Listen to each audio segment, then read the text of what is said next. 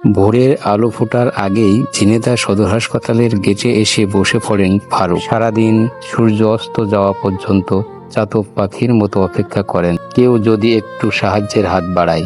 এক সময় তার পৃথিবীটা ছোট ছিল একমাত্র মা, যিনি ছিলেন তার বেঁচে থাকার অবলম্বন। কিন্তু আজ সেই মাও তার নেই। দুইটা পা থাকলেও সেটাকে পা থাকা বলে না।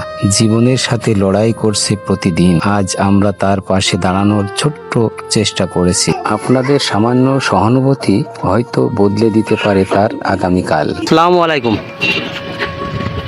কেমন আছেন আপনি? এই জায়গায় কখন এসেছেন? ভোরে, ভোরবেলা? এই ভোরবেলা এসে এই জায়গায় আসেন? এই যে রোদ, প্রখর রোদ গিয়েছে, রোদের ভিতরেও এই জায়গায় যদি বৃষ্টি হয়, বৃষ্টি হলেও এই জায়গায়, তাহলে রোদেও এই জায়গায়, বৃষ্টিতেও এই জায়গায়, এই যে এইভাবেই পড়ে থাকেন। সারাদিনে কেমন হয় আপনার ইনকাম? সূর্যোদয়ের আগেই এই মানুষটি এই যে ঝিনেদা সদর হাসপাতালের গেটের ধুলোবালির ভিতরে পড়ে আছে। এইভাবে ভোরবেলা এসে পড়ে আছে মানুষের সাহায্যের শুধুমাত্র একটু আশায়। ধুলোবালির ভিতরে অসহায়ত্ব দেখে যে টাকাটা দেবে সেই টাকা নিয়ে সারাদিন এই রোদ এবং বৃষ্টি, আমি বলছি বৃষ্টিতে তো হচ্ছে এখানে, রৌদ্রে এখানে, রৌদ্রে এবং বৃষ্টিতে এই জায়গায় এই ধুলোবালির ভিতরেই পড়ে থাকায় তার একমাত্র অবলম্বন। ভাগ্যের নির্মম পরিহাস কত তীব্র হতে পারে। ভাইজানের নাম ফারুক। এই ফারুক ভাই, যিনি জন্মগতভাবে কি এরকম, জন্মগতভাবেই পৃথিবীতে এসেছেন, এই স্রষ্টার সৃষ্টি এটাই। দেখুন এইভাবে তার জীবন আমরা দেখুন দেখাতে পাচ্ছি আমার ভাইজানের। হ্যাঁ হ্যাঁ, এই হাতটা ভালো,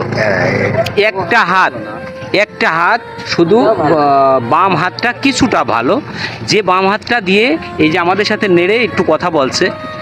তাছাড়া তার ডান পা বলেন, বাম পা বলেন, শারীরিক গঠন বলেন, সমস্ত জায়গাগুলোই তার সাধারণ মানুষের মতো না।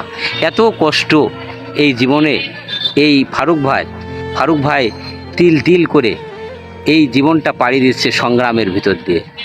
আমরা যে আক্ষেপ করি বহু মহামায়া, বহু অট্টালিকা, ওই 7 তলা 10 তলা আমরা প্লাজা হাঁকাচ্ছি, বাড়ি করার কত মহড়া নিচ্ছি।